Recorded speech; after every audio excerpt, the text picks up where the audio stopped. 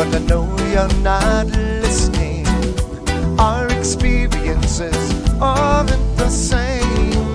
They say love is fickle, and they say love is blind. We could love so easy if we just clear our minds. Can you really tell what I'm thinking? Can you really feel what's in my heart? Can we really know what we are doing? Oh, life is a mystery. It's a beautiful mystery. I said life, it's a mystery. It's a beautiful mystery. You try to talk, but you know that I'm not hearing you. Is my experience, it clouds up my mind sometimes. If we can remember our common existence, we will see we are all of one kind.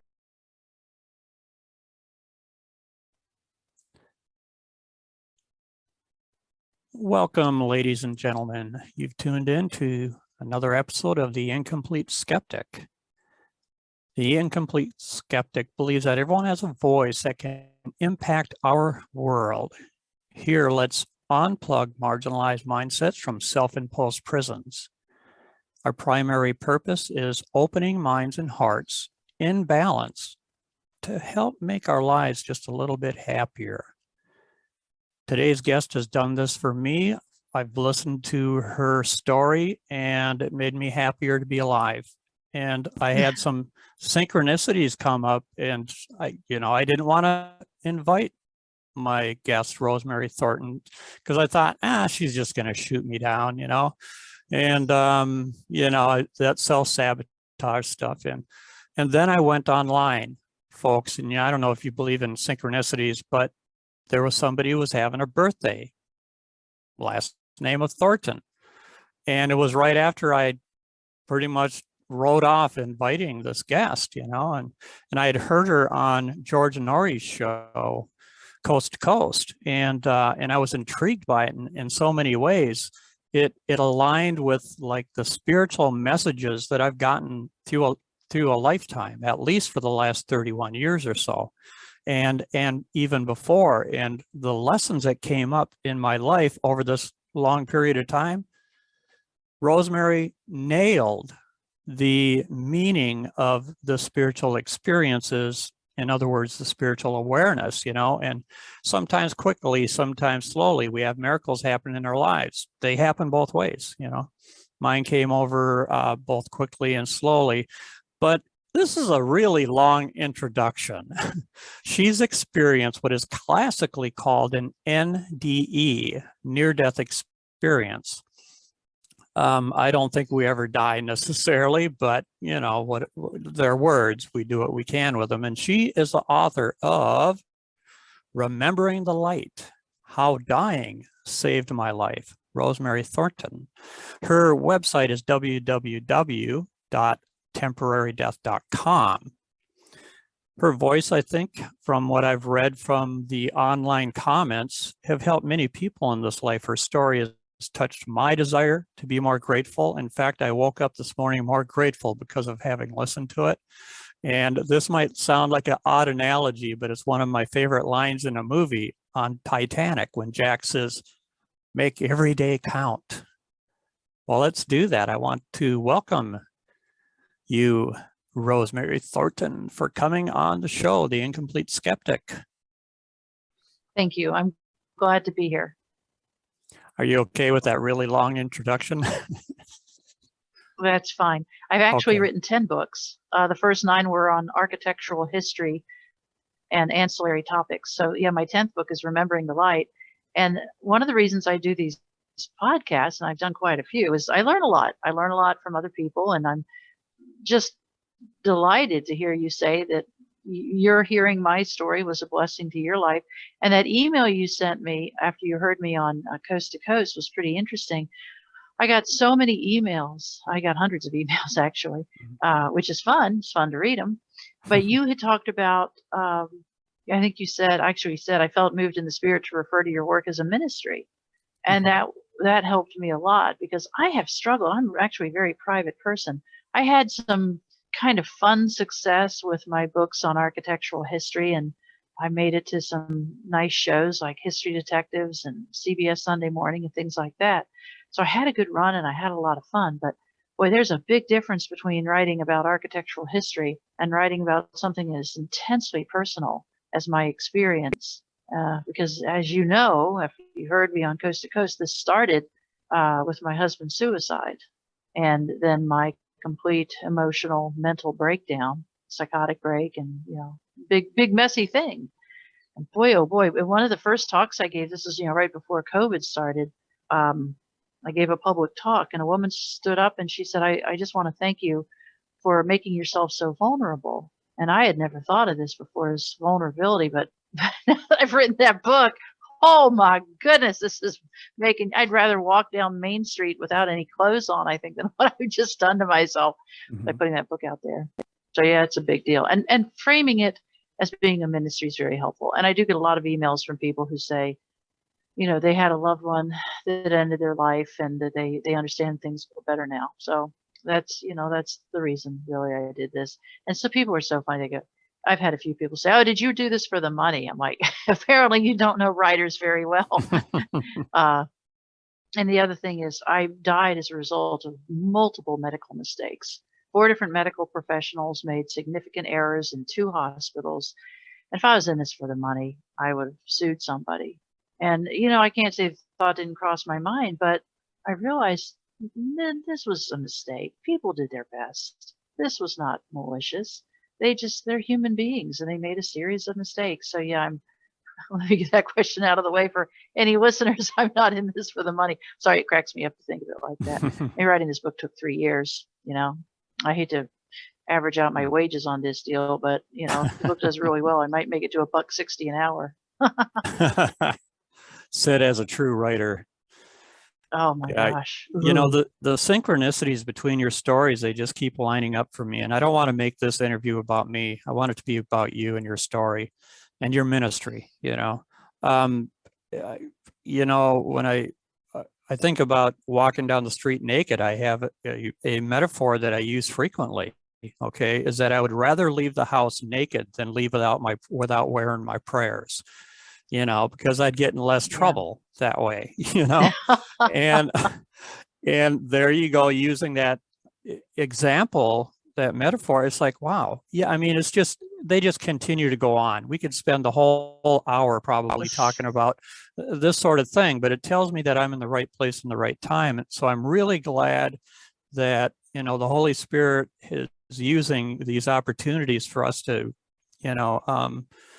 promote what the angels are saying, I guess. I don't know how else to say it. I'm going by your story and how, you heard them and their music and their song and the like. But okay, I'm going to shut up now so you can continue with your story. Well, there's a quote somewhere. I don't remember where I read it now, but it said, coincidences are miracles where God chooses to remain anonymous. And I just love that. We don't give enough credit to, that there is a oneness. I mean, look at the word universe. You ever think about that word? It means literally one song. Mm-hmm. There is a oneness to our existence and an interconnectedness. And one thing I realized, after my husband, he ended his life at our home, and I'm a sensitive soul, a writer. I've been a writer for, gosh, I guess 30, 35 years, long time. Very sensitive, very, I hope, empathic. I feel it. And I was oh boy, talk about a range of emotions. But one of the things I felt was extreme anger. There was no warning. There was no signs. There was no history of poor mental health. He didn't seem to suffer from depression. He was a pretty cheery guy. He was what I called a bon vivant. He seemed to really enjoy life. So this came out of the blue, and it really messed me up in so many ways. But it took me a long time just to get over the anger and the rage I felt. And then after my temporary death experience, and I am a wordsmith, I guess, I don't like the word near-death experience to describe this. Near-death experience is if you're on an airplane and things go really badly and it looks like you're plunging to earth, and then the last minute the pilot pulls it out and everything's going to be okay. That's near-death. When your heart stops and you have no vital signs for more than 10 minutes, that's not near-death. That's going there and coming back. As my buddy Dale says, I got evicted from heaven. So words matter. Hmm. And but anyway, I realized if I was really angry at my husband, and I was, I've also read, and I think this is true, you can only love God as much as the person you like the least. And I thought, wow, Ooh. that's very telling. So I that was really there's so many blessings that came as a result of this temporary death experience. And the title, Remembering the Light, How Dying Saved My Life, that's not just a cute title. It's the truth. It was in glimpsing heaven and kind of being given a shake that I got to wake up again. And I have likened it in my book. Writing the book was a blessing for me. I don't know. It's fairly new on the market. Don't know how many it will sell, but it helped me organize my thoughts. Writing really is the highest form of thought discipline. Often I do listen to podcasts, and I can tell who's a writer and or who's written a book and who has not. I remember an interview with Steve Martin one time. He talked about his wife, Victoria Tennant. And what he said about her was she spoke in full paragraphs. And I love that. And what he was saying is she did not hem and haw and start down the path of one sentence and back up and change it and go to a new sentence. And that's what writing does. It helps you organize your thoughts. So even if the only reason I wrote the book was to sell 17 copies, which I have sold a few more than 17, it certainly was a great opportunity for me to organize my thoughts. And, I got another email from somebody just today. It was such a blessing for me. She said she had read my book and she wanted to just tell me thank you. And she said, I savored every word, every bite, every sentence. She said it was almost like cheesecake. It was so filling. She said, I wanted to stop, but I felt like I also had to finish it. But one of the things she said was, I could tell from reading it that it was also a thank you note to all the people that had helped you. I thought, oh, that's true. That was one of the very things I thought about as I wrote it. It's a way to publicly thank the people that helped me survive this, because early on after my husband's suicide, I knew I would not survive it. It was very, very clear to me that I would be dead in 2 to 3 years, maybe less. I just knew I wasn't going to survive it. Actually, had a friend sit me down with a financial planner, and she was very perky and very happy. And at that point in my life, because after my husband ended his life, I lost everything. We had a nice life, we had a good life, we had a beautiful home. And I couldn't go back to the house again after he did this. And so I lost everything. I even lived out of my car for a brief time. It was very comfortable there. It was a nice car. It was a Camry. And everything shifted and everything changed. Anyway, so I had a financial advisor sit down with me and say, where do you see yourself in 2 years? And without missing a beat, I said, I'll be dead. I said, I'm not going to survive this. And I just knew that nobody can go through this much pain and agony and expect to come out alive.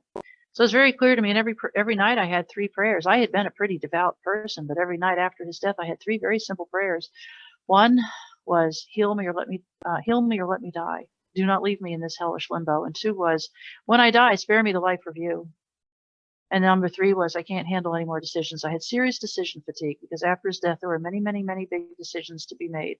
And I suppose we had kind of a traditional marriage. He was a very, very, very type A controlling individual, but he was successful. That's what made him who he was. That's what made me love him. He was very much a take charge kind of guy. So he'd taken charge of a lot of stuff. He'd taken charge of all the financial matters in our life and so many other things. And then after his death, I realized I didn't know passwords to his accounts. I didn't know anything. So there were a lot of big decisions to be made. There were some legal matters that needed immediate attention. So those were my 3 prayers.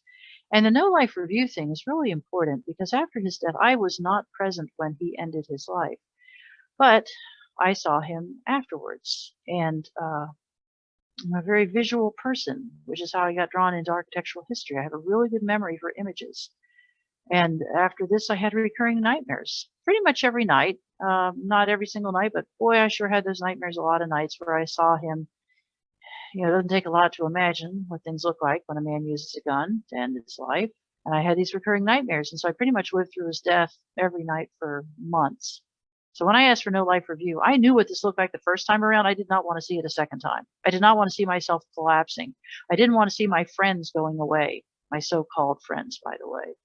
What's interesting is after his suicide, the so-called friends disappeared into the ether. And the real friends appeared out of nowhere.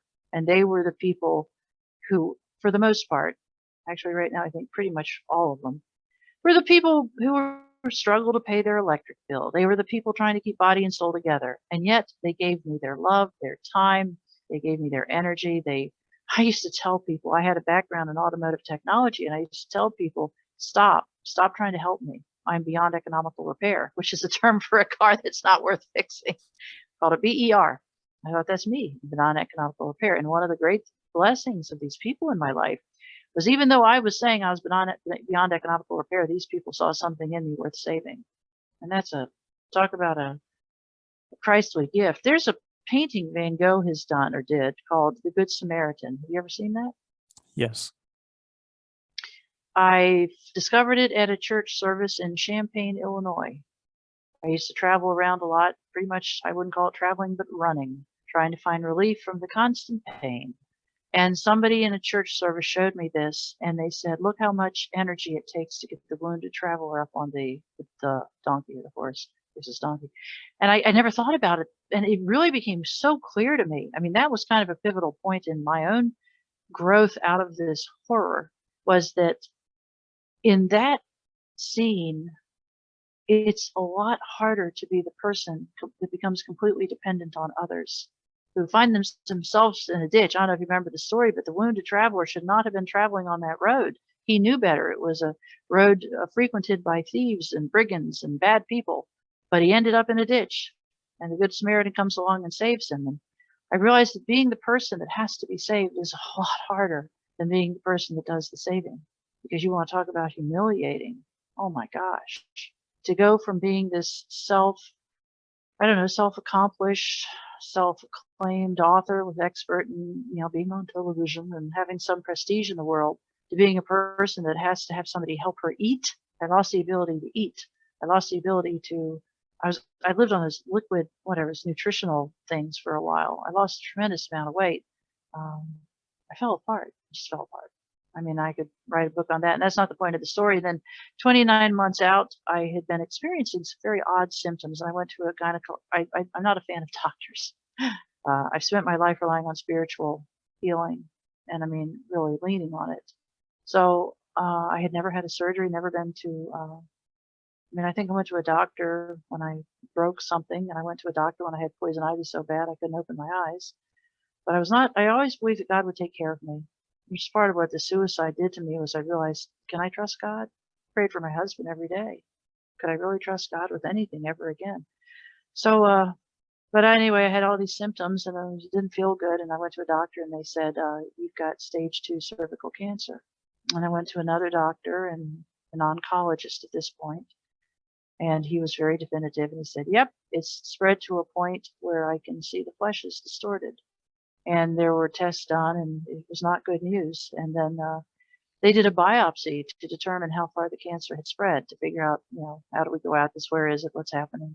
And it was after that biopsy that I woke up after the surgery. It's 30-minute surgery, and it took them 3 hours to wake me up. Pharmaceuticals are not my friend. And I woke up and I told the RN who was attending me, I said, I'm bleeding profusely. She said, oh, honey, once you get home, lie down, you'll feel just fine. So 3 times in total, I told her something is gone wrong. And 3 times she said, just go home and lie down, you'll feel better. And I was not accustomed to the ways of the medical world. I should not have accepted that. I should have said, wait, Missy, something's gone bad or wrong here. Anyway, I went home as told, and once home I realized it was getting worse. Standing in my shower, because I have white carpet all through my house. And, when you're dying, the most important thing is make sure you don't mess up the carpet. So I was very concerned about my beautiful carpet. It really was a nice carpet. So I went and stood in the shower for a while I figured out what to do, and I was bleeding profusely, and it was bad. And I leaned against the wall in the shower, just watching my life's blood run right down the center drain in the shower, and thinking, you're bleeding to death, won't take long. And I remember thinking, I think it's 1 Corinthians 10:13, God will show you a way out. And I thought, you know what? I've been praying every night, God, heal me or let me go. I thought, this is it. God's answered my prayers, way out. I had struggled mightily with my own suicidal ideations and temptations. And I thought, this is my way. Thank you, God. I got a path out of here. My children won't have to live with the stigma of suicide. And people will say, well, look, she just went to the doctor. She was trying to save herself. So I'm thinking these thoughts. And I had 2 friends who brought me home from the hospital after this biopsy. And I thought, is that really fair? to just sit down on the floor. I knew once I sat down on that tile floor, there would be no getting up. I thought, is that really fair to have them come in here in a few minutes and discover my body splayed on the floor, bled to death? And I thought, no, these two people are two of the people that invested an awful lot of energy in keeping me alive. So I left the shower and went out there and said, call an ambulance, I'm bleeding to death. And they did, and was taken to a little ER, not attached to a hospital, a little standalone ER, and they made some more mistakes. And at that ER, one of the things that happened was I was getting a little weird in the head. You know, it turns out when you bleed to death, you don't do your best thinking. Mhm. The brain uses some significant amount of energy. I forget what it is. It uses a lot. So when you're losing blood, the brain's like, oh, what's happening? It's not good. So I was on that gurney now with another RN holding my hand, and I said, promise me you're not going to let me die. And her precise response, her word for word response was, oh, honey, we're not going to let you die. We have many solutions for this. And these weren't just words. She was very clear. She was very confident that this was going to have a good ending. This wasn't going to go bad. So the next thing they did is they gave me a shot of Dilaudid, which is a morphine derivative, and that was a boo-boo because now I'm already down quite a bit of blood. And then they left me there, and my friend had accompanied me to the hospital. He followed behind in the ambulance, and he was there. And one point he looks up, and my blood pressure's at 32/25, and he realizes, you know, I'm on my way out, and he was like, oh, so this isn't good. And then meanwhile, I'm having the time of my life. He said, right about the time my blood pressure went that low, he said, your eyes popped open. I had been unconscious at this point. And he said, your eyes popped open and you reached up to heaven. And he actually said, you tried to sit up on that gurney, but you were not able to sit up. So you put your shoulders up as high as you could and you reached up and you talked to somebody that only you could see. And he said, and then after that, you flop back down on the gurney. And that's when, you know, I suspect that that's when my soul left my body, frankly, is when I did that reaching up. You know, I've heard many stories about people in the dying process that they get this last burst of energy right before they go. And I suspect that's what happened to me. It was my last burst on my way out. But It's called terminal lucidity is what they're starting to call that. And it's been happening forever, but now they actually have a term for it. Terminal lucidity. Mm-hmm. Because I was researching, it has terminal in front of it. Well, yeah, it's just that when scientists or doctors are looking at the brain now, and I only found this out because I was researching your story and things like this, and they're seeing that there's like the brain suddenly charges up right at the point of death, and they call it terminal lucidity. And somebody will have like Alzheimer's or something, have been in a coma, whatever, and they will just start talking, have a clear conversation, and then poof, they're out of here, you know? And so there's a lot more to the brain than what the brain tells us there is. You know, there's the spirit and the mind. So anyway, didn't mean to interrupt, but I thought I'd pop that in there. And by the way, speaking of popping stuff out, I'll never look at toast the same way again. And I'm waiting for you to describe that part. By the way, I was making breakfast this morning. I was looking at the toaster. I said, oh, I know she's going to say this. So, but I won't rip you off for it. Well, it's true. I have looked, again, part of the benefit of spending 3 years writing something is you try to find just the right word. You know, Mark Twain once said the difference between the right word and almost the right word is the difference between a lightning bolt and a lightning bug. He was right. So I had been in a deep dreamless state at the time of my death. And I woke up literally being catapulted out of my body. And I have often used the phrase like toast out of a toaster. This was not some gentle emergence, you know, some gentle, here we go. This was a kaboing, you know, it's very dramatic. But it was like right to the cusp of being jarring, but it was not jarring. And what's so fun, I knew exactly what was happening. And the first words out of my new mouth, or my mouth in this new experience, were, my heart has stopped. And I thought, how do I know that? And I don't know how I know that, but I know that's right. Wow, isn't that something? And then my next thought was, I'm dying. And then I thought, actually, you know, being the good grammarian, I thought, you're not dying, you're dead. Because when you're going on to your reward, the most important thing is correcting your tense. And the thing is, I was talking to myself, and I could hear, yeah, I've lived alone for years. I could hear my own voice, and I sound just like I sound now. And after I said that, you're not dying, you're dead, I thought it was pretty darn funny. And I laughed out loud, and I heard myself giggle.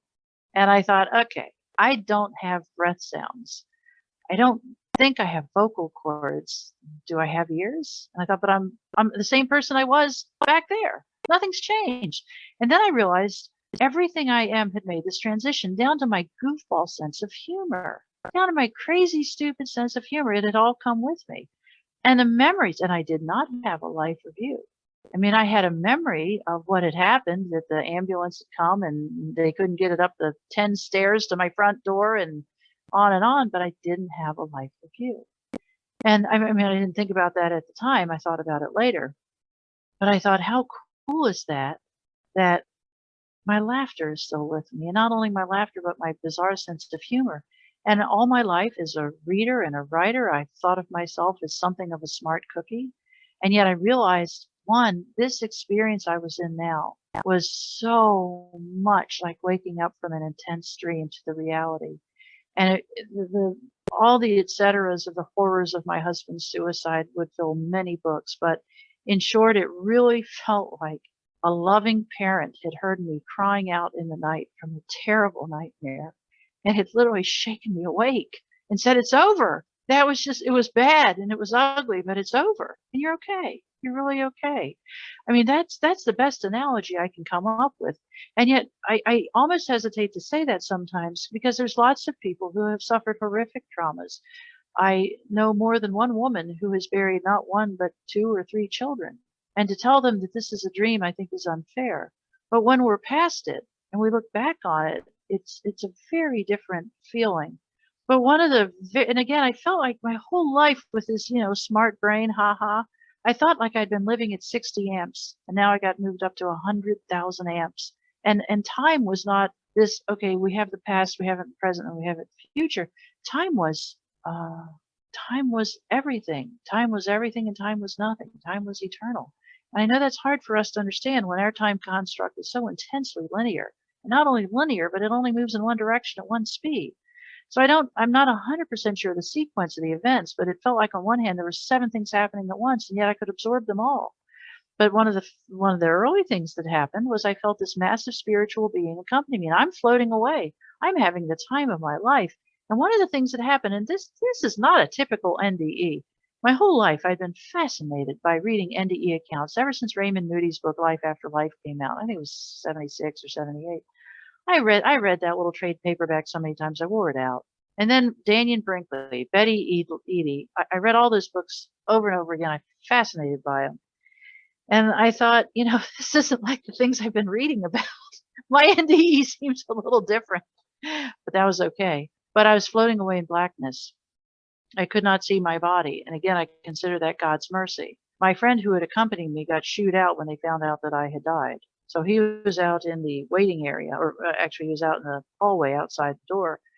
And he said 3 or 4 times the door to my little room opened and the staff emerged carrying armfuls of linen soaked in blood. And what had happened in the hospital is they had packed me with gauze. They called them 4x4s.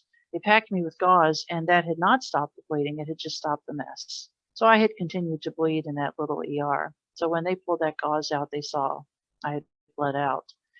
So, but one of the things was that when I popped out of that body, like toast out of a toaster, it really felt like I sensed that there was a silvery, sinewy cord from the crown of my head to the bottom of my feet. And it was as though somebody had pulled back on that like an archer's bow and let loose. And when it hit my back, it's when I felt like I popped out. It was really dramatic. So anyway, one of the early events that happened was I realized I was accompanied by a massive spiritual being. And I mean massive. And he was slightly to my left, slightly behind me, and much taller than me. And I'm like, oh man, I'm floating away from my body. I got out of there peaceful and easy. I mean, not a bad death. Took 6 hours to bleed out, but hey, what the heck? And now I have somebody with me. And so I turned my head slightly to the left and looked behind me, interested in the fact that I have a left shoulder and I have a head. And I'm expecting to see this being, even though I'm in this total blackness. And I said, truly with a lilt in my voice, I said, "And who are you?" And the spiritual being said, "You are the image and likeness. I'm the original." I was like, whoa, that's First Genesis 26 and 27. I had spent a lifetime trying to understand what it meant to be the image and likeness of God. I had never in my life heard that term, the original. I had never thought in context. I have read so many Bible commentaries and exegesis and all these other things, and I had never seen that phrase of the original. And it was more than words. It literally was an infusion of knowledge. If such a thing could be said, it felt like every cell in my being understood what that meant now. And I do very clearly remember thinking, you know what, that would have been good to know back there, but hey, it's knowledge is good. I'm sure it'll be a blessing. And the other Bible verse that came to me was the peace that passeth all understanding. And Paul said that. And I realized, I know a lot of people talk about the love in heaven. For me, it was the peace. The peace was the big deal. The peace was perfect peace. It was like I was just almost drowning in peace, and drowning's the wrong word, but completely ensconced in peace. It was everywhere. It was every. I was like at the center point of infinite peace. It was just the most perfect peace. I realized this is what Paul was talking about. You can't understand this unless you experience it. So, and the fact that I could remember all these Bible verses, and I could, again, it was like I was having memories come from so many directions in so many ways. But this went on and on for some time. And one of the things that happened that was, again, just such a blessing. Now I was still floating further and further away from my body and floating very gently. I felt the presence of other angels or spiritual beings. And I said to one of them, I have been here before. Like within this conscious experience, I have been in this blackness, in this very place, floating away, feeling the love of God, the peace of God, and floating away. And the angel said, remember that story your mom told you when you were a baby, that you were given up for dead as an infant. And the angel said, you weren't close to death. You actually crossed over and you got sent back because you have things to do. And I thought, that explains my whole life. I've spent 58 years. I had spent 58 years wondering why I was an oddball, why I didn't fit in anywhere with anybody, where I could hear the angels talk as easily as I hear people talk. And I never understood why I was so different. And now I understand. And also why I had read every NDE book I could get my hands on. I mean, I found them just captivating. So I was like, again, that would have been good to know when I was on Earth, but okay. And the other thing that struck me, those 58 years on Earth, that it seemed so weighty and so important. It was like, it's like coming home from a party that you maybe spent 30 minutes because you didn't know anybody. You kind of just hid in the bathroom the whole time and you weren't having any fun. And you're thinking, I have to wait till 30 minutes when I can leave. And then when you get home, you're like, that was no big deal. Why'd you think it was such a big deal? And that's how I felt about my 58 years on Earth. Because I really, truly, honestly felt like I got early release for good behavior. I was so glad. For so many years of my life, I have kept a daily gratitude list where I list the things for which I am grateful. And floating away from my body, I kept thinking, I'm so grateful that it's over. And being a writer who tends to ruminate and overthink every single thing, I also thought, I just kind of wondered how it would end. And it's over. It's over. Not a big deal. I always wondered what would take me out. It turned out to be a medical mistake from somebody who never goes to the doctor. That was great. I did find a certain irony in that. And then I don't remember the transition, but at one point I'm floating in this blackness and not even thinking what's next. I'm not even thinking. I'm thinking, oh, this floating's great. I did actually say to myself, I like floating. Floating is fun. This is great. And when I came back from this and I wrote all this down, I'm like, you're a writer. You know all the big words. Well, you sound like a kid. I like floating. Floating is fun. This is great. And that's one of the ways I know I had no intention of coming back, because I would have been much more prosaic, far more loquacious, used much bigger words. I like floating, seriously. So I don't remember the transition, but at some point I was no longer floating, but I was standing in a white room. And truly it feels like somebody took my batteries out. I do not remember how I transitioned from floating to being on my own feet in a white room. And the room, I guess, maybe 15 feet wide, maybe 20. And I was at one end of it, I guess. I was in the room and I saw a white door in front of me in a wall. And I thought to myself, I don't know if I have feet. I don't know if I have legs, but I know what that door means. That door is where I cross the Rubicon. That door is the point of no return. There's no coming back from that. And I thought, it pretty much said, everybody out of my way, I'm doing the door. I I just wanted to get this show on the road. And as I moved through this room, there was a white mist or a fog or vapor. And the thing was, this mist or vapor wasn't just falling as one might experience in a traditional fog. These little droplets were moving, swirling, dancing. And this room was bright, bright, bright white, luminescent, iridescent, perfect white. And I asked the angel that accompanied me, I said, I feel like I should be able to focus on an individual droplet, but I can't. And the angel that was with me said, your eyes have not acclimated to this new environment yet. Just telling you this, I was thinking, I had eyes, The angel wouldn't have said your new vision apparatus hasn't acclimated. She said your eyes. I'm not acclimated to this new environment, but it's light. They're particles of light that is swirling around you and dancing around you. And what was explained to me very clearly, and I heard you say just a moment ago, you don't leave the house without being dressed in prayer. It was like a spiritual car wash where all the muck of the earth was washed away. And it was made very clear to me that we do not go to heaven while we still have the impressions of the world on us, and that some people get so tangled up in a disease or mental illness or anything that they think it's part of their spiritual identity, and they forget, no, that's not part of your spiritual identity. The purpose of the white room is to remove that, to take that away. And as a friend said it, and I love this, leave your muddy boots at the door. How can we go into heaven when we believe we've had a limb amputated, or we have a disease that has left us disfigured, or whatever the case may be? And so I was told this white room was for cleansing the muck of the earth. I mean, that's what was told to me. And as I got to the door, I'm sorry to say I don't remember exactly the precise timing. Again, timing is an interesting word. What is time? What is time? But how many times the sun goes around the earth? How many times the earth goes around the sun? It's a very earthly construct. So I don't know the timing, but I went up to that door and I approached the door and I put my right hand up to push through it. Still a little, not annoyed, but just a little wondering, why is that door closed? Most of the stories I had read were borders or doorways, and it wasn't closed. And what was told to me, well, again, I'm not sure the sequence of events, but I was prepared to push through that door because I really wanted to go. But I did pause at the door. I remember this very clearly. I paused at the door and I said simply, is this the divine will for my life? Because the only way I can describe it is when you are in that place, all you want to do is glorify God and do God's will. I mean, that was the most important thing. And the answer was no. This is not the divine will for your life. And again, it came with an infusion of knowing. And the answer was, it's not. But whatever you decide, if you decide to go forward or you decide to go back to earth, you go with all of God's mercy and grace and blessings and love and care. And I thought, I will take that deal.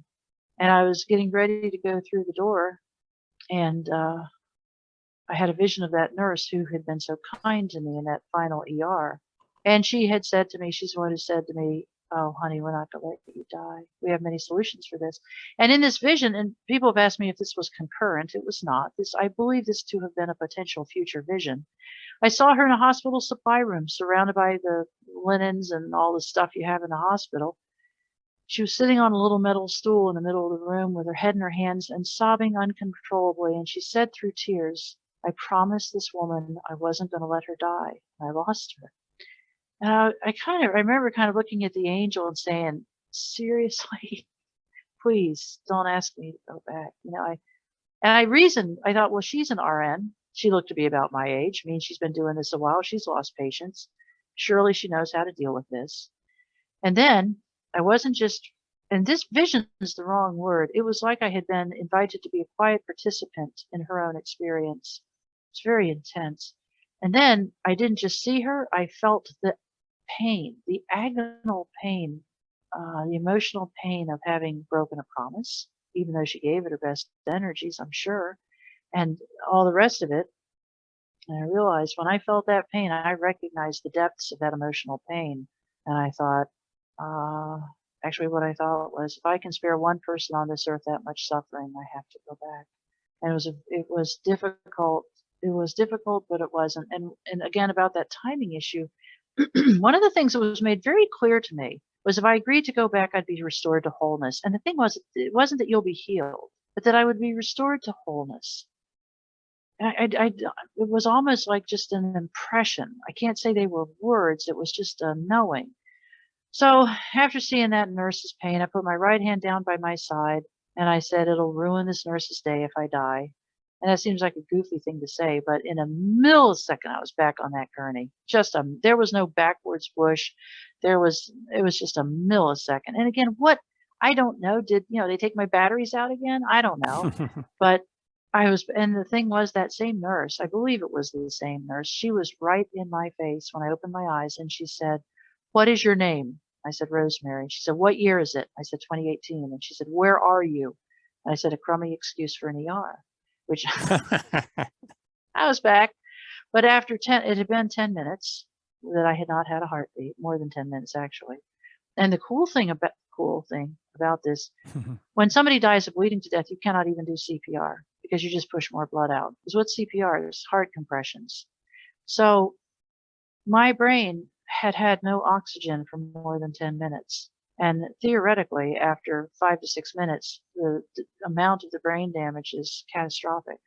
So when she asked me, I told this story to a retired anesthesiologist. And when I got to the part about, where are you? And I said, a crummy excuse. He became very emotional and he sobbed. And I said, "Are you okay?" And he said, "I don't think you can imagine the relief that nurse felt in knowing that they'd done the right thing in bringing you back. Because it's iffy. You can get somebody back. You can get their heart going. But what are you bringing back?" So that was a pretty big deal. And then they threw me in that little ER. They threw me on another gurney pretty darn quick. And I was sent to a trauma center. And I was there in a hospital for 4 days. And, they came to discharge me on day 4 at that hospital. And I said, "I really like this place. They bring you food every day." I just lie here like a bump on a log, and they keep bringing me food. And they come in and they say, "How are you today, Rosemary? Can we get you some applesauce? Would you like some more cranberry juice to drink?" I loved it. And the doctor, I just love this doctor. Once you're in a trauma center and you've actually died and they bring you back, and they're real nice to you. They pay really good attention to you. And that doctor, on day 4, he said, "It's time for you to go home." Actually, they're going to discharge me to what they call a convalescent center, basically a step down, because he said it's going to be a couple of weeks before you can take care of yourself. And since I lived alone, they thought, that was it.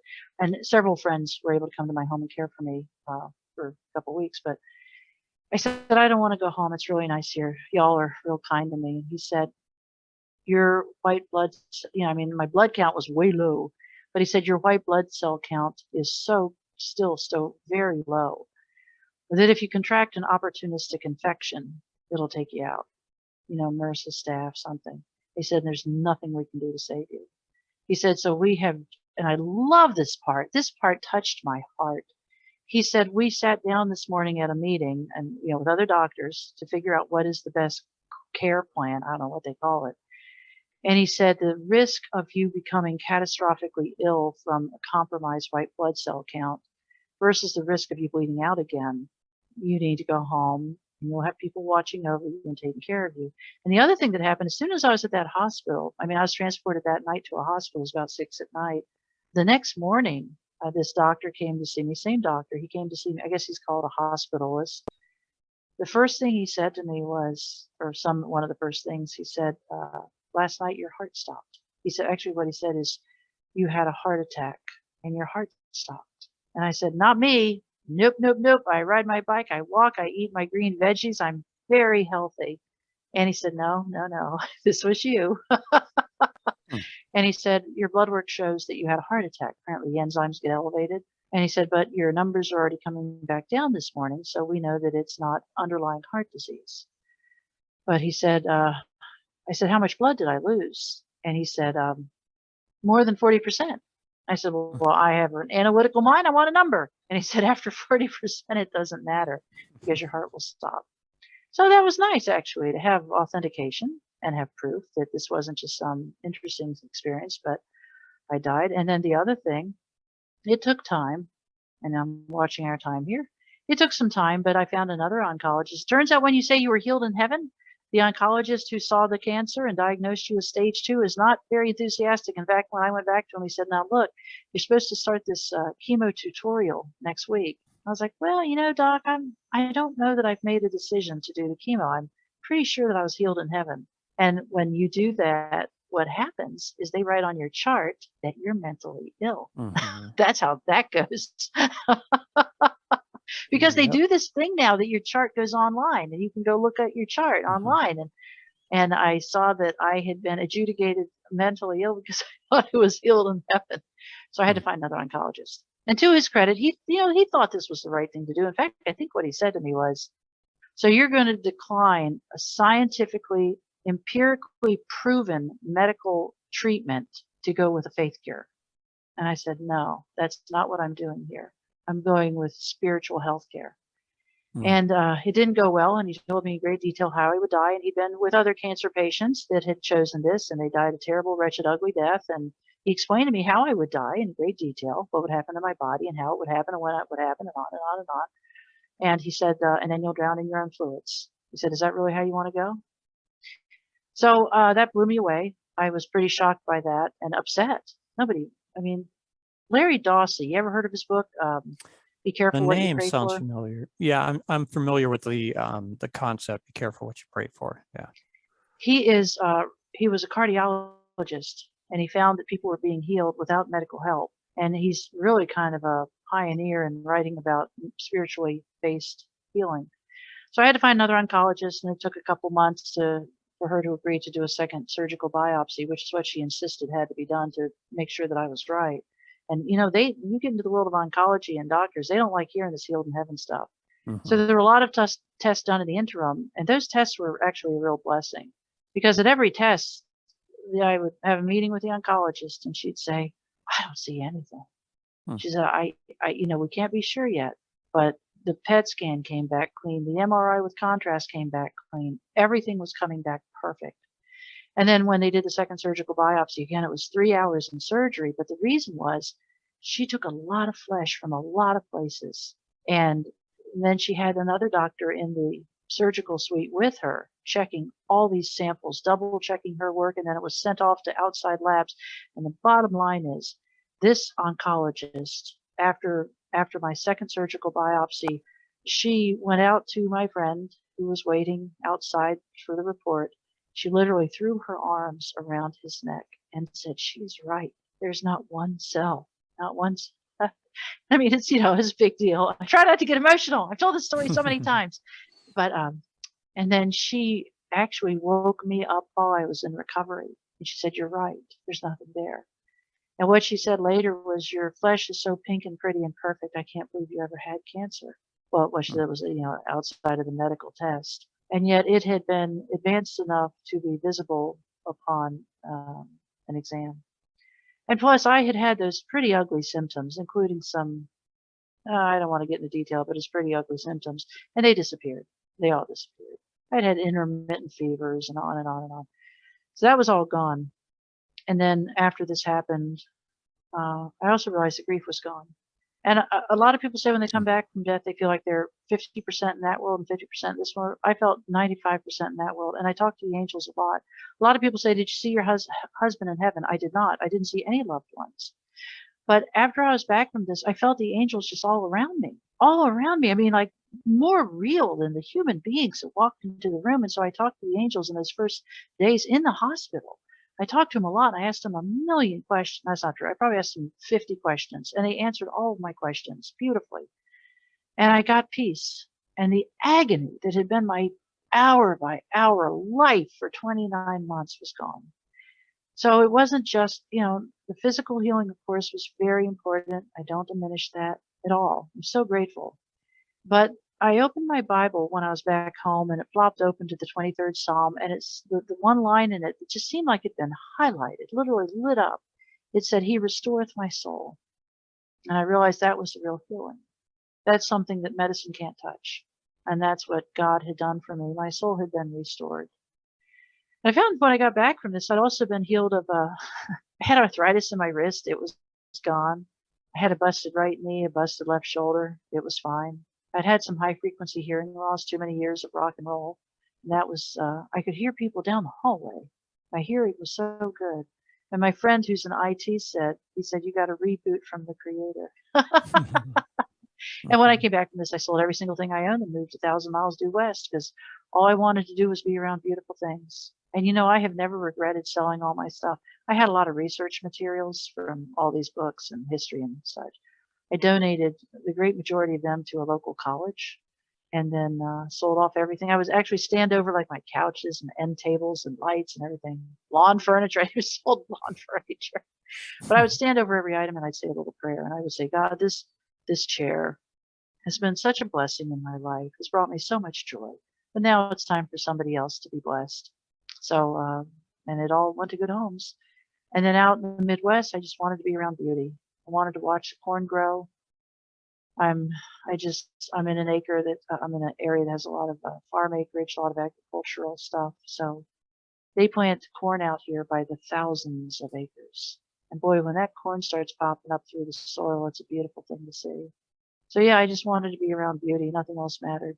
And I forgave everybody everything. I mean, I realized that if I hated anybody, if I was even angry with anybody, I was letting some of that muck get into my newly minted soul. So it was a very, very dramatic change in my thoughts.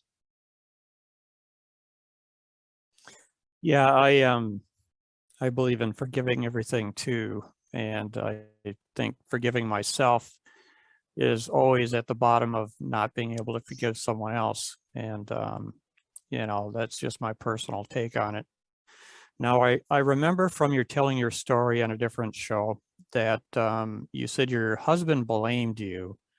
And these, you know, are you willing to share the 4 words that you said that he texted to you? Or is it too personal? I had that in one of my former iterations of my book, and I removed it because he's working out his own salvation now. Yes, I loved that story too. I heard that. I was hoping you'd at least say that part of it. I know the problem is, you know, with a time limit, there's so. Oh no, I'm okay. What do I it's share up today? To you. Oh yeah, well, okay. I'm happy to share that. Okay. Yes, one of the things at my table. One of the things that was so vexing, so painful, was he had been an agnostic and I had been a good Christian, or so I told myself. And I thought if I was a good enough Christian, I could show him the way to heaven. I could show him the way to Christ. I could show him the way of the risen Savior. I really did. In fact, something I wrote in one of my I keep notebooks when I go to church services because I don't want to forget a thing. But something I had written 3 weeks before his death was, God, help me open his eyes. Help me teach him who Jesus Christ is. And to realize that I had failed was devastating. And I became very, very guilt. Boy, I mean, every suicide survivor deals with guilt. You can't imagine, just can't imagine. You end up reviewing every conversation you ever had with this individual and think, God, I was not very kind at times. How could I say that to him? So yeah, you end up just beating yourself up constantly. But yeah, one of the things that the angels told me after this, I felt like I had been appointed his spiritual guardian before my NDE. I felt that way, and I had failed. I had failed Wayne. I had failed my husband, but I had also failed God. What do you do when you think you have failed, you know, the Almighty? And I just was so guilty. You know, in the first Genesis, it says the serpent beguiled Eve. And if you look up that word beguiled and guilt have the same root word. And I've since come to understand better that when we're being guilted, we're being beguiled. You know, that is a devilish tool. That is not God. God does not impose beguiling or guilt. And how fun that it sneaks into the camp disguised as, you know, selflessness, that you're trying to be a good Christian. So yeah, that shredded me for a while, that I had failed God and that I was so guilty about the whole thing. And one of the things the angels told me, I said, where is he now? I need to know, where is my husband? And they said, he's with us. And I was so comforted by that, because half the time I wanted him to be suffering the pains of hell, and half the time I wanted him to be spared the pains, or I wanted him to be spared that. I wanted him to be in heaven. I mean, I was before my NDE, my TDE, I was so conflicted. I didn't know what I wanted. And then after this, what the angel said is, he's with us. And I said, I failed, you know, And they said, they addressed that. I don't even know if I posted it as a question, but they addressed it. And they said, we work out our own salvation. It was never your job to work out his salvation. Mm-hmm. And I asked some more questions about him. And they said, none of your business. And I was like, wow, coming from the spiritual beings that keep company with the Most High God, that seems a little brusque to me. But the answer was, you're not his spiritual guardian. You need to work out your path, and he's going to work out his path. But it is not up to you to work out his path. And to have appointed yourself in such a manner was nothing God ever said. It was nothing the angels ever told you. It was part of this guilt package. Mm-hmm. And that was so liberating. And the other thing I said all the time, I thought he loved me. How could he do this? I thought he loved me. How could he do this? Oh my goodness. And something the angel said was, it's actually a Bible quote from Deuteronomy. I think it's Deuteronomy 2:3. You've circled the mountain long enough time to stop and go north. And when I said I thought he loved me, how could he do this? There's no way to get out of that rumination. It's the wrong question. And the angels told me, you're asking the wrong question. And they said, stop saying, how could he do this? I loved him so much. And say instead, I loved.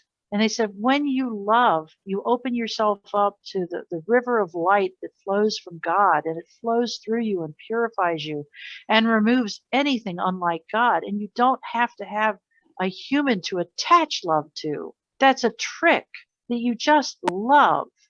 And I didn't lose love when I lost my husband. And that was so liberating. And I wrote about this in my book. And even again, just writing it out helped me understand. But it was like I had shackled myself. You know, the Bible says, if I make my bed in hell, behold, thou art there. I had not only made my bed in hell, I had set up housekeeping. I was very comfortable in hell. It seemed like a good place for somebody whose husband killed themselves. It seemed like the best place for me to be was in hell and to stay there. And it was as though God said, you can't stay here. You know, this isn't where you're supposed to be. This isn't where you need to be. I have not imposed this sentence on you. This is not of God. And I realized I had spent 29 months shackled. And then it was like looking down at your hands and realizing there are no shackles. The only shackles were self-imposed.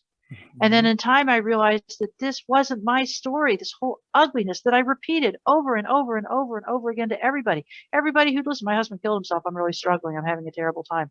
And I realized that isn't my story. Why do I keep repeating it? Why do I keep rehearsing it? Why do I keep saying it? And it was just like, why would I do that? It was like telling a lie about somebody. Why would you do that? And then it wasn't more than a couple days later that I realized it's not even his story. You know, he's also a child of God. It's not even true about him. It was something dark that happened, but it's not really about who he is as God's child. And that enabled me to move the darkness and the lie off of him and just realize it's just darkness and lies, and it's not true. And then the thing is, this happened 3.5 years ago now. Yeah, 3.5 years. And still every day, I feel like I'm growing out of that position. I mean, it was another catapult, I guess, but I'm still growing into a full understanding. And, you know, not a day of my life goes by that I don't think about what it means to be the image and likeness of the original. That has changed me. Not a day of my life goes by that I don't think about that multiple times. And, you know, every now and then I'll pass, there's a popular juice drink right now, and it's one of the best-selling names, and it says on the back of it, there's nothing as good as the original. And I see that. I've left it on the counter so I can see it every day. There's nothing as good as the original. But there has not been one day in these many months that I have not thought about what it means to be the image and likeness of the original. You know, I'm going to deal in a little bit of a perspective and maybe a little story. Well, you know, I'm not a huge C.S. Lewis fan, but when I was going through The Dark Night of the Soul, one of the books that I read was a book of his, A Grief Observed. Very good book, very short book. And, you know, my Dark Night of the Soul lasted for 3.5 years. And the first 2.5, I wanted to die every day, all day. And I just begged God to just kill me, you know, and I didn't believe I could kill myself because it wasn't my life to take, because I had surrendered my life to God. It was none of my business. And but C.S. Lewis said, you know, the door to hell is opened only from the inside. Oh, And when wow. I'd forgotten you that. know, right? Isn't that good information? And then there somewhere along the line, somebody imparted wisdom, or is it an accident, or who knows, maybe God planted a word in my head. But somebody said that it's none of my business what other people think of me. And I thought, well, it's none of my business what I think of me either. My business is what God thinks of me. It's none of my business what I think of myself. Otherwise, I'm making it about me, you know. So that whole thing is a little bit like the door to hell being opened only from the inside. And, you know, you probably don't know this about me, nor should you, but, you know, I've been in MAD, Mothers Against Drunk Driving, and have done a lot of work with other organizations, Minnesotans for Safe Driving, and have spoken at a lot of schools. And, but one day at church, after church, I was waiting for a prayer session, and I think that's what I was doing, but I was contemplating, because I had to speak either that night or the next day or something. It was coming up soon. And I was trying to think, well, what can I do to give a better speech, you know? And I was just racking my brain to come up with something. And I always pray about things, you know, and I won't generally open my mouth unless I prayed first. And by the way, there's a lot of people praying for this interview, you know. And but then I heard that voice. You know, you've heard a voice too, and this voice, I've heard it before, and only one time was this voice really unhappy with me. This wasn't one of those times, but it was the same voice, and the voice said, you know, my victim was a child. Okay, I drove under the influence and I killed a child, and you know, the child's mother and I are now friends. She says she loves and forgives me. It took her decades to get there, and you know, and as I was praying about it and contemplating on it, I heard that voice say, "What? You think you can do a better job with little Timmy than I can?" And I had to let go of that part of it where I was struggling to make right what I had done wrong and make it all about me. And, you know, a very wise woman told me, after she had been in recovery for 40 years or something in codependency, I can't name the group because it's an anonymous thing. Her husband was an alcoholic and she was of the other discipline. And after she spoke about forgiving someone who drove under the influence and killed somebody, I waited about a half hour to be able to talk to her. And I said, well, you know, this is, I did too, you know, and my victim was Sherry and little Timmy. Sherry's a mother and Timmy's a baby. And she stopped me immediately and she said, wait a second, Sherry's not your victim. Timmy is. Timmy's dead. You can't bring him back. He's your victim, but Sherry can be as happy as she makes up her mind to be. And you're not her God. And you can't play God in her life. You're not her problem, and you're not her solution. It's like, oh, I had a hard time wrapping my brain around the idea that I'm not her problem and she's not my victim. And I only bring that comparison up because of the dynamic between your husband and yourself and his trying to make it all about you somehow. And no matter the path we've gone down, it's not how any of this works, is the unconditional love. And whatever happens in heaven, or whatever you want to call it, wherever we go, is going to be about love. And there's so many things about your NDE or TDE story that aligned with my life in so many ways that every other story I've heard hadn't, and I felt so compelled. I mean, the darkness, you know, I've been in that darkness. One time my spirit left my body from grief and my heart stopped beating, my spirit left my body, and then I was kind of shocked. I'm looking down at my body laying there lifeless, and I didn't even know that could happen, you know, but I decided to not be here. So I thought, nope, I'm not going out this way. And my body slammed back, my spirit body slammed back into my physical body, and my heart started beating again. And I jumped up physically and I started walking back and forth. And, I won't go into all that, but I just learned that life is a choice. We don't have to slit our wrists. We don't have to string it. We don't even have to shoot ourselves. All we got to do is really not want to be here. And we're gone. It's a sacred contract. It's a decision, And I know you've talked about sacred contracts. Okay, now I'm going to get done with this Timothy part. What's your take on sacred contracts? I had a friend share with me, I've met a lot of people now who've had near-death experiences or temporary death. And I've learned so much from them. If there's so many blessings that came as a result of this experience, but getting to be with these folks who've had these experiences, I've learned so much from them. But when I had this experience at age 58, I had been asking God every day to either heal me or let me die. And frankly, I just want to be dead. I didn't see how I could be healed. I felt I had known somebody years ago that her husband had killed himself. And she dragged through life for 30 years, and she hated every day of it. I didn't want that to be my path. But something a friend shared with me, and I thought it was brilliant. She said, you probably, because I don't want to talk about reincarnation. I'm not crazy about that doctrine, but I do believe that we were somewhere before we came here. Anybody who's seen a little baby be born, they didn't start with some genetic connection. There's just too much energy there. So I believe that we came from somewhere and we go somewhere. But she said that when you were navigating this experience to come, wherever we come from, she said sometimes when we have really hard lives, we give ourselves a few early exits that are options to take. And that really resonated with me. That apparently I had decided, man, I've ticked off a lot. I was very briefly at 14, I was abandoned by my father. My mother didn't take it well. So at age 14, I kind of had to grow up in a big hurry. I knew what it was like to struggle. Let's leave it there. And then my first marriage ended after 24 years, not a good ending. And then this.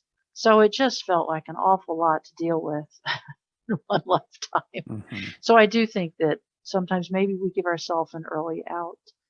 I think, and that's truthfully what part of what helped me forgive my husband. And also forgive others who've done things. We're humans. Everybody makes mistakes. There's some not nice people in the world. And every now and then we cross paths with them. And I don't know if you remember Fiddler on the Roof, where Tevye says, he asked the rabbi, is there a blessing for the czar? And do you remember what the rabbi says? Mm-mm. May God bless the czar and keep him far away from us. I love that. So sometimes when I encounter these not nice people, I think, may God bless them and keep them far away from me. So pray for that sacred SOB. contract. That's right. So as to sacred contracts, realizing that these people is one of two things. Either they really don't know any better, or that they've agreed to be a nasty person on this earth so that they can teach the rest of us some really big lessons. And you know who Corrie ten Boom is, right? Oh yeah, I was going to ask you about a quote from hers actually, but go for it. You're on it already. I love Corrie. I've read 43 books, and I think I've read all of them. I went through my Corrie ten Boom phase. I love that. Mm-hmm. I love her writing. But she said, Christ can be a tough schoolmaster, but one learns the most when the classes are the hardest. Mm-hmm. And that's a woman who walked out of Ravensbrück after seeing her sister Betsy killed by a combination of a beating and conditions at the camp. And then she practiced that forgiveness. I don't know if you remember the story. She actually had one of the guards show up at one of the talks she gave about forgiveness. Mm-hmm.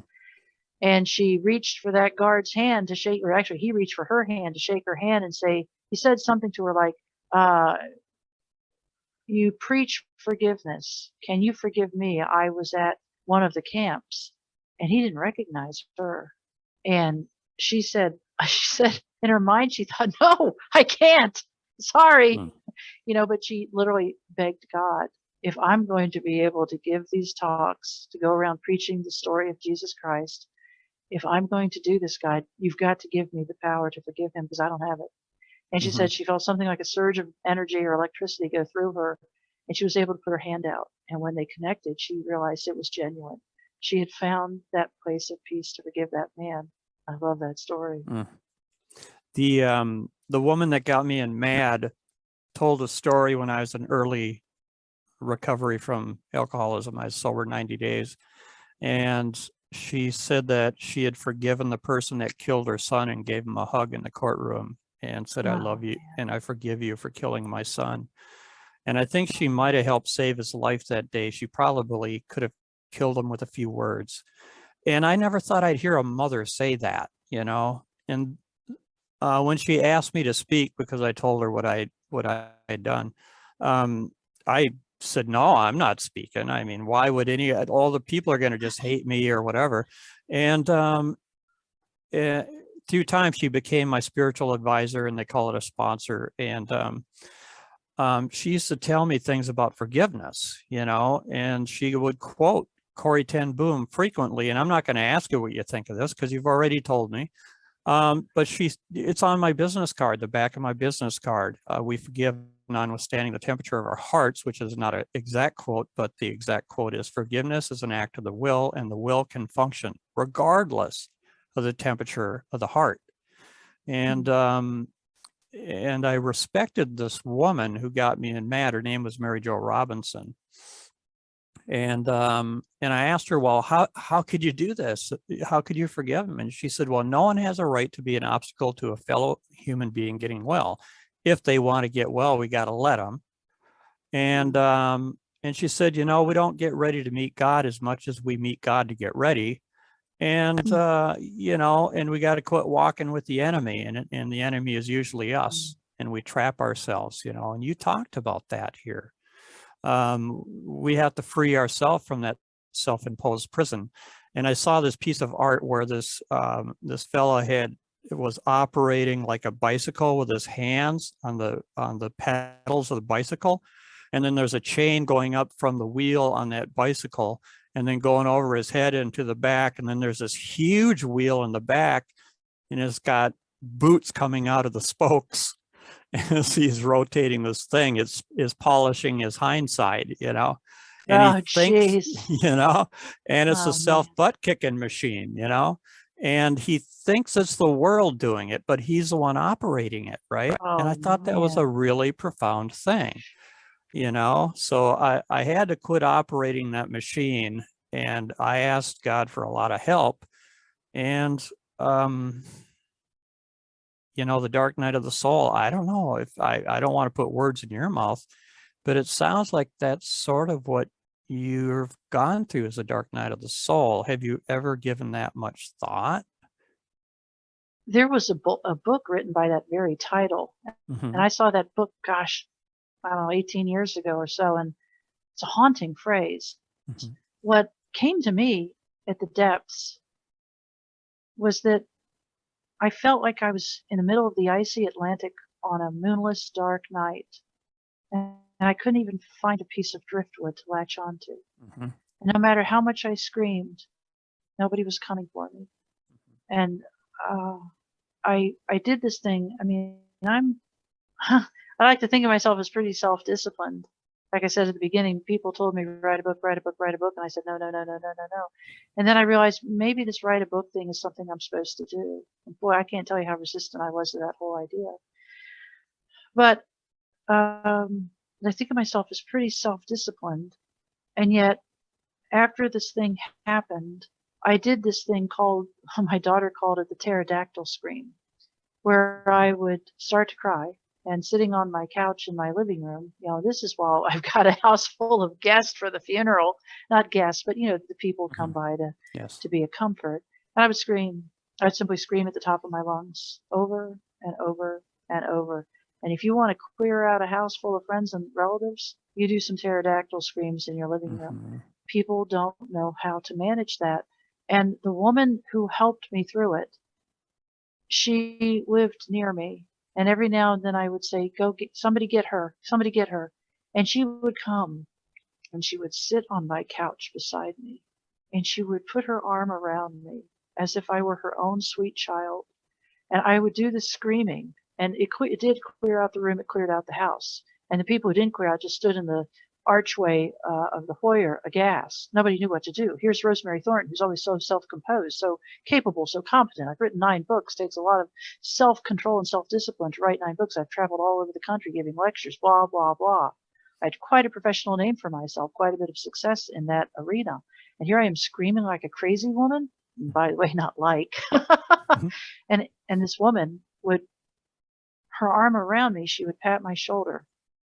And she would always say, between my screams, and she was never horrified. She never ran out. Between my screams, she would say, I know you can't believe this, but there's going to be a day when this starts to get better.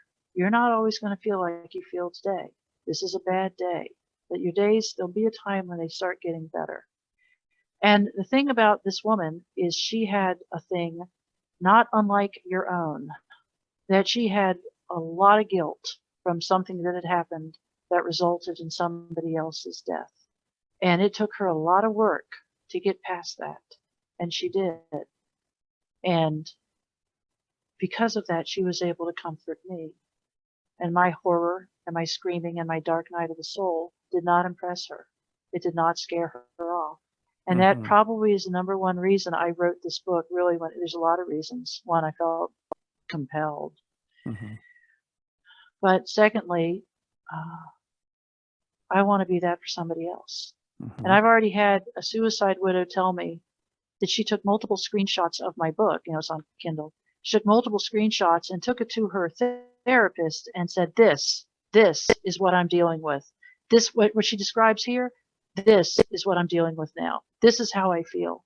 So I could not, as I say in my book, if my life had gone the way all my mission statements, written goals, and everything else I did, if my life had gone the way I had planned since high school, I wouldn't have a story to tell. But it did not go the way I planned. And that's, I mean, I hear what you're saying. The only way we can really help other trauma survivors is to know what to say and what not to say. I'll share a very private story. I went to a party, and it was a lovely little soiree with, I guess, 7 people. And after the party, this woman who had been such a gracious host and so welcoming and just a perfect little evening event for all of us, she was in the kitchen cleaning things up, and I saw her out there crying. And I realized my other guests were kind of looking, the other guests were kind of looking at her. I mean, it's hard to see a grown woman standing there just sobbing. So I got up from the table, and I thought, I don't know what's going on, but I got up from the table and I said, hey, I see you're crying. What's going on? And she said, I miss my husband so much. And I said, I understand better than most. And she said, no, you don't understand. She said, we had an argument, and then he went outside and killed himself. And I smiled, and I said, not to one up you. But I went through something very similar. And she said, are you serious? And I said, and I used strong language that I won't use on this show, but I said, these blankety blanks really did a number on us, didn't they? And I said, I get angry. I can't decide if I'm angry with him or if I hate him or if I love him. I said, I can never really decide, especially on days when I miss him, on special days. And the point is, I got her to laughing. And my friend who was still at the table was observing this, and he said, I see you get up. I think, what is she doing? She doesn't even know this woman. She's going to go out there and comfort her. And then I look up, and 60 seconds later, she's laughing out loud. And you are too. And I realized there's no way on this earth I could have done that if I had not had a similar experience. They would have been hollow words, hollow comforts. And the thing is, I never said, oh, this is so bad. This is so bad. I said, I said strong language about what I thought of these men. And that, I just, if that, and I love, I know I mentioned this earlier that you used the word ministry. That really helped me reframe the whole issue. If all that suffering I went through, if that dark night of the soul that went on for 29 months in hell, 29 months of living in 15-minute increments. I had another suicide widow tell me one time, stop trying to survive the day, survive in 15-minute increments. And so if my story can help somebody understand. Necessary. Yes. So that's if that's why I went through this, to have a story to tell that brings others a blessing. I guess it was the right thing. You mentioned the sacred contracts too. Sometimes I wonder if I signed up for this gig. You know, even Alexander wrote Proof of Heaven, and people say, "Oh, it's a neurologist's view of heaven. How cool! How cool! How cool!" Well, I'm a sensitive soul and a writer. Maybe my view of this experience can be a blessing. I went to a Red Thread group. I don't know if you've ever heard of those or if it's just a singular name. Never heard of that. And it was at a long story. I used to attend a really conservative church and a very liberal church, and then a middle of the road church. And I did it just to expose myself to as many ideas as possible. And I even joined a agnostic atheist Toastmaster group to learn to be around people that strongly believed in things that I didn't, to be at equal peace with everything that I hear and experience. And this liberal church had a red Thread group, and I love the minister, and I bought one of her books too. Maybe I should interview her someday. But it was for survivors of people who had committed suicide, not as in we tried to commit suicide, but a loved one had. Right. And the dark night of the soul, part of that was the alcoholic that was in my life had drank herself to death after I left the relationship, you know, and I felt like God gave me a timeline, and I followed that timeline, and a little part of me wanted to feel responsible for, like, she might have lived if I would have just tried harder and stuck it out or whatever. And, you know, everyone's story is different, and in God's economy, nothing is wasted. It doesn't mean something is right or wrong. It just means it's not wasted, you know, if we choose. Absolutely. I use that line a lot. Yeah. Right? I'm telling you, there's more synchronicities as you were telling your story than I can begin to tell you, you know? There is no waste in the divine economy. I use that line a lot. And, you know, I had a vision of the 12-step program when I was 19, and it was years later before I sobered up. And I had a silver helmet on, long story. There's just a whole bunch of stuff. And when you talked about the silver cord from your head to your feet, you know, and it was just a God vision. This wasn't just like a dream, it was a God vision. And so working by moonlight, and in another story, you referred to the, you know, to that presence. I think maybe it was the Holy Spirit, and I consider the Holy Spirit to be feminine as well, and you referred to it as feminine. And working by night is where I had this dream, and, you know, the moon works by night and the sun works by day. Day is masculine and night is feminine, the, you know, the two lights. And that's the meaning of my life, is the sensitivity, the feminine sensitivity. And it's not, you know, male or female per se, it's masculine and feminine, totally different things, you know. And then the mist, the white mist that you referred to, before I killed little Timmy, I hate to even say it that way, but I saw a vision. I was peering through this white mist, and I've been in the white mist, but it was a little different than the white mist that you were in as far as where it went. And then that mist opened, and I saw a tunnel. It was slowly clearing just in the tunnel, and the white mist was everywhere else. And at the end of that opening, that conduit, I saw a naked infant with a noose around his neck, hanging dead. And, you know, and then that disappeared, and then I was peering through the mist again, and then I saw, as it cleared it once again, there was this clock that read 11:45. And then I woke up from that dream just questioning my own sanity. And I didn't tell anyone about that dream. You know, after about 3 days, I felt like maybe, you know, I started to like think maybe I wasn't totally insane. Why did I have this dream? Well, 3 months later, I have this incident, and then the next day I was being brought to court for an arraignment. And as we pulled up to the courthouse, there was this clock up in the steeple of the courthouse that read 11:15. And when I saw it, I recognized it, and I said, "Oh my God, I've seen this before."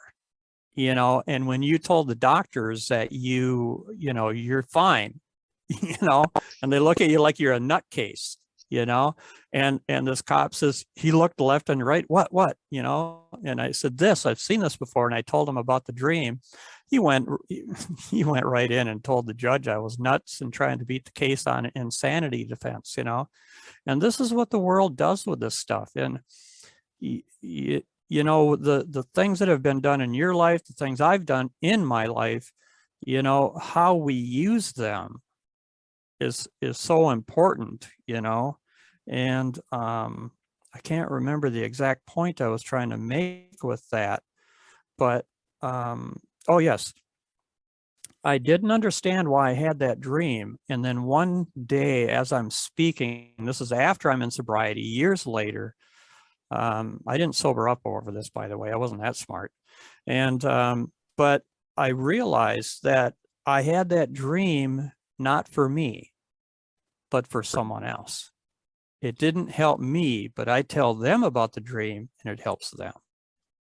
So they have a warning that I couldn't heed. And they might need to hear that. It's like when you told your story and you had this healing, I was going, oh my God, you know, if she can heal from that, what can happen in my life? Maybe I can heal. And then, you know, you're alive for the same reason I'm alive. And, you know, I would have committed suicide had it not been up to God if I live or die. But secondly, I also knew that if I didn't go through it, if somebody else was struggling the way I was during the dark night, and they were suicidal and needed some help, if I'm dead, I couldn't help them. And I needed to stay for them. So, you know, that was my nurse sitting on the stool, sobbing, and you're feeling her heart, you know, and the Holy Spirit is in my chest and tells me this is true, you know. And the day I was loving God so desperately, just pure love, the room turned dark, and it was like that dark black velvet you referred to. And the Holy Spirit, you know, it's like the room became dark right when I'm loving. It's like, what's this? I can see nothing. And then the Spirit appeared before me and it came into my body, and then I could see again. And that Spirit has been there ever since, you know. And it didn't have, I was actually in prison for this crime of killing this baby. I pled guilty to manslaughter. And the Holy Spirit didn't have to get on my visiting list, you know, and I realized there's no prison wall so thick that God can't get through it. And, you know, we all have our own prisons, and a lot of people think that my prison is different than their prison, but they're all the same. Prison's prison. And the prison of our mind is always more secure, the one we build for ourselves, than anything else anyone can build for us. And you can be as happy as you make up your mind to be, even there, no matter where it is. It might take years and it might not, you know. Or it might take a lifetime and it might never happen. It might not ever happen. Suffering is not doled out in equal measure in this world. And there are people who collapse under the weight of trauma. And that's true. You know, they go insane, or they kill themselves, or they make poor choices. I mean, there are, that thing that, and I heard it too many times, God doesn't give us more than we can handle. Yes, I actually had a minister say, yes, I had a minister said, absolutely, God gives you more than you can handle, because only then can you turn to God. And if you find your freedom and peace, you can say, I didn't do that. That was God's hand in this. And I believe that's true. And, you know, seriously, if my life had gone the way I planned, I would not have a story to tell. And I put in my book, in the front page of my book, I have SDG, which I don't know if are you familiar with SDG? No. Handel, and I think it was Bach, might have been Beethoven, but Handel put it on every piece of music he ever composed, ever. And it's Soli Deo Gloria, which means all to the glory of God. And he did that because he said, this music, this composition is for God. And if I get that right, by extension, it's naturally going to be a blessing to all of God's children. And when I wrote this book, and boy, did I have obstacles, and I stumbled and I struggled. And the first iterations of this book, you could still see how angry I was about the mess, that this had come into my life. But the SDG was kind of a guiding light for me, that if I write this book only to glorify God, if God is my audience, then I'm not going to have an angry story. I'm not going to be full of acrimony and vitriol. So SDG is a big thing, and it was my own guiding light. Solo Deo Gloria. To God alone all glory. There was a woman who I used to speak with a lot in MAD, and she had lost her son as well, different woman. And we got done speaking at a prison, minimum security.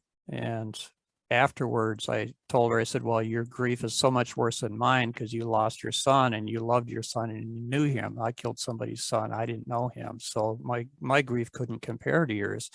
And she said something that you just said in so many words. She said, grief ain't a contest. And I thought that was really profound. And she took the hook that had been in there and removed it, one of the hooks. And I really hope I didn't come across as saying that when somebody capitulates or is traumatized and they give up, that somehow they're defined by that and they had a way out. There's no judgment there. They're not defined by, I'm not defined by the worst things I've done anymore, and I'm defined by the best things I've done. It's not about me. And a friend of mine's son or daughter killed herself, and she's pointed out that, her daughter was a wonderful human being, and she's not defined by her suicide. Just like the woman that was in my life, I loved her more than myself, but not more than God. And when she was gone, that was very difficult. But what led up to it was even more difficult. But I don't judge her for giving up or whatever it was, And there's just, I don't know, I guess. Well, that's the other thing. Yeah. I try not to wander. I get a lot of hypothetical questions like, is your husband alive in an alternate universe? And is there anything you could have done to stop this, and on and on, I stay out of the hypotheticals. Yeah. Because my trauma is unique to me. I don't know what it's like to lose a child. I don't know what it's like to be in your position. And when you get it, and it's especially dangerous for those people I call normies, people who haven't had a severe trauma in their life. When you get into talking about possibilities and theoreticals and hypotheticals, especially as it relates to suffering and God's grace, boy, I think that's dangerous territory. And that's the thing with my book. One of the things I struggled with is, what is my message? And I thought, really, your message is just to tell the story that you were on a path straight to hell, and God intervened and said, look, go back. It's going to get better. So it's just a story. I mean, let me restate that. It's my story. It's not, here's what will work for you. It's not a formula. It's not a science. It's not some mathematical thing that can be, I hope it can be reproduced by leaning on God, but it's just my story. And once I saw that, that helped me find my audience, which is God, and it also helped me write it. But I'm not a therapist. I'm not a trained apologetic. I'm just a chick who likes to read and has had this interesting experience. But yeah, I get real nervous. I was on a panel discussion, and there were people there talking way beyond their pay grade, as we say. And they were saying things about, oh, if you lose a child, you just need to learn how to connect with him as he's in heaven, and just chat with him like you chat with him. He's in the room, and that will help you heal. And I thought, you know what, you need to shut up. I guess if I had more nerve, I would have just said that.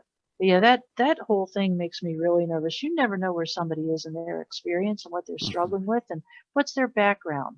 If you've had a great life and, you had a mom and a dad that loved you, and you just had things go well, and then you get hit with a sidewinder like this, maybe you can use your own coping skills and figure out, how to manage this. But if you've just had trauma after trauma after trauma, And then you get hit with one when you're in your 30s, 40s, or 50s. Man, that can slam your face right into the dirt.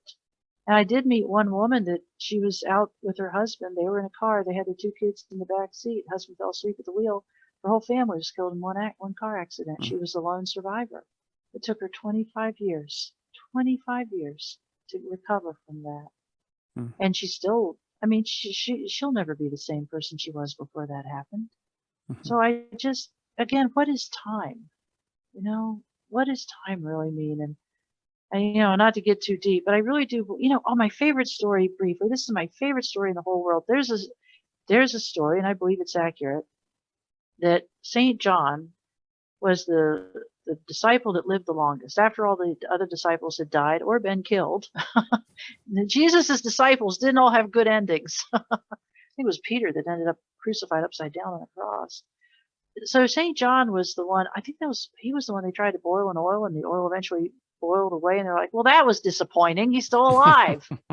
We gave that one our best shot. Anyway, Fox's Book of Martyrs. Don't read it unless you have a strong stomach.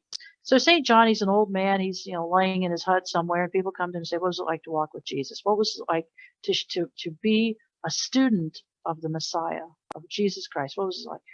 And he was plagued with this again and again, and he always gave them the same 5-word answer. Have you ever heard this? That what St. John would tell people? I love this so much. No matter how many times they bored into him and drilled him for an answer about what it was like to walk the earth with Jesus Christ, he always said, little children, love one another. And I think that's it.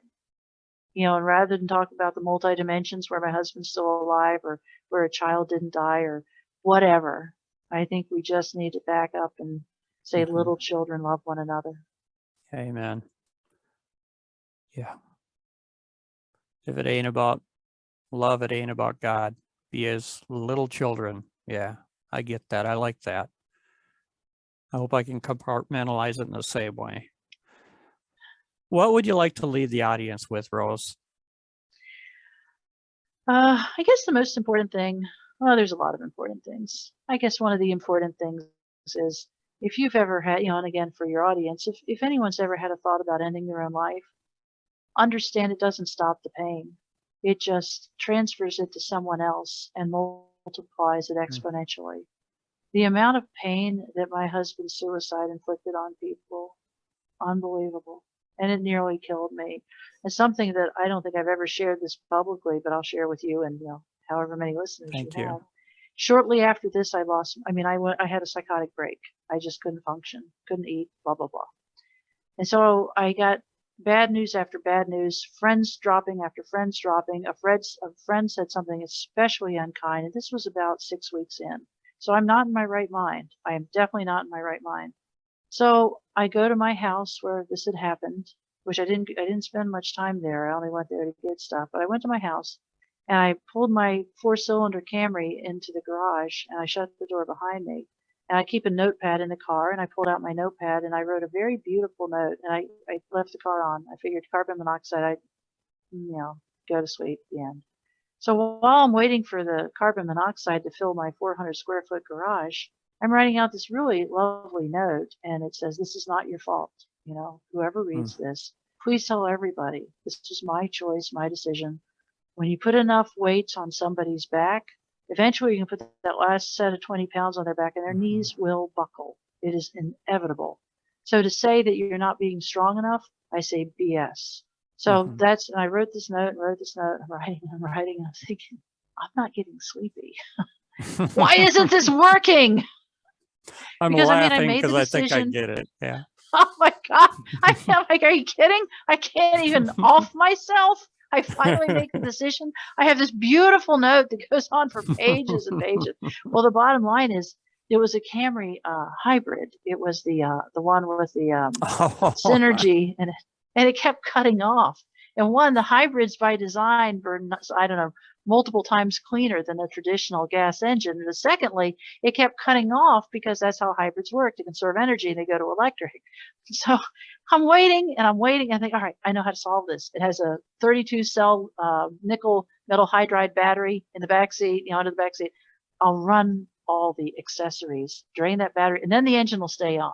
The engine will stay on. So I turn on the seat heater. I turn on the radio. I turn on the AC, and I open the sunroof over and over again. I'm doing everything I can to keep this engine going, and I'm not getting sleepy. And I realize I will starve to death before this car and its fumes take me out. I was like, what? Are you kidding me? Very strange Weight Watchers commercial. Oh my God. I've seen commercials that are, yes. So, I thought, okay, this didn't work. It should have, but it didn't. And then I thought, well, I'll go borrow a car and I'll bring a V6 in here. That'll do the trick. You know? And then by the time I opened the garage, I thought, you can write all the words you want, and this will ruin your 3 children's lives. No matter what words you put on paper, they will never be the same. Nothing will ever be the same. All these people who tried so hard to help you, you will ruin their lives too. And that was, and I don't mean to make light of it, but that's where I was. A woman that knows that God is real and heaven is a place and consequences have actions. I just couldn't take the pain another minute. And once I walked out of that garage, I think I went and told a friend what I had done, and I shredded the suicide note. But it's you just don't know.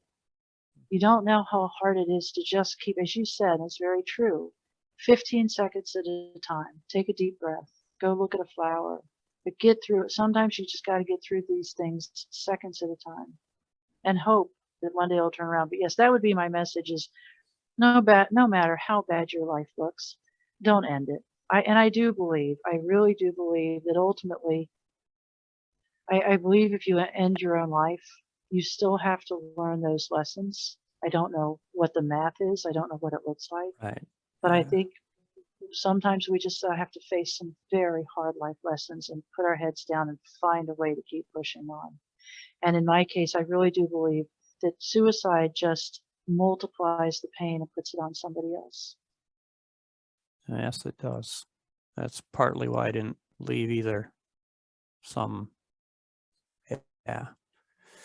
I love you, sister. I appreciate your work in this world. And I just hope people's hearts are unbruised when they come into contact with your life story and the message that you've been sent to carry. And, unbreaking a heart to some extent, maybe. I'm not sure what words to put at this, but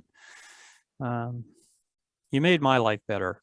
I'll just personalize it. Your story helped me. And this morning I was walking around smiling and kind of almost kicking my heels together and feeling that gratitude, and I think, that's what I needed today. And I'll keep passing this on. Thank you for being on the Incomplete Skeptic. And if there's anything I can do to help you, just let me know. I'll make sure people know about your website, and I'll share it on my media to the best of my ability, and give you a copy of the show and stuff like that. Sound great? That would be great. I will include it on my social media as well. Wonderful. Thanks again, Rosemary. Peace out. Thank you. You're welcome. Bye-bye. Bye-bye.